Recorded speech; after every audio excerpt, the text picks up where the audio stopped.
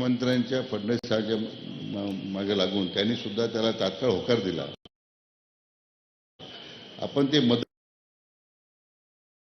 लाख हेक्टरच्या पुढे जमिनी शेतकऱ्यांच्या नावावर परत केल्या करून दिल्या. पण मागच्या काही महिन्यामध्ये आज धाराशिव शहर सगळं क्लास 2 वर होतं, ते आता क्लास 1 झालं आणि विनामूल्य केला. पण जवळजवळ कमी यायचे 25%, 50% लागत होतं, 5%वर काहीतरी केलं, पण 4%वर.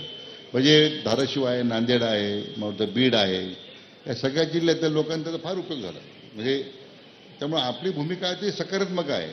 पण असं आहे की आता आपण ज्या भूमिका मांडतायत त्याला आम्ही ते सुद्धा तीच भूमिका आमची आपल्या दृष्टीने त्या पोटतिडकीनं आपण हा सगळा प्रश्न हातात घेतलेला आहे, याची जाणीव आम्हाला आहे शासनाला.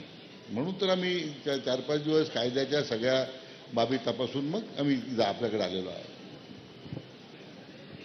फक्त शेवटचा शब्द बोलतो लय वेळ घालण्यापेक्षा.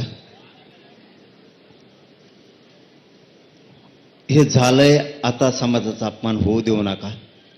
आणि दुसरं, याच्यात कोणी आडवा आला तरी टिकवण्याची जबाबदारी सरकारने, लढायची जबाबदारी आपण सगळ्यांनी घ्यावी. मान्य. आता पोरावं ऐका.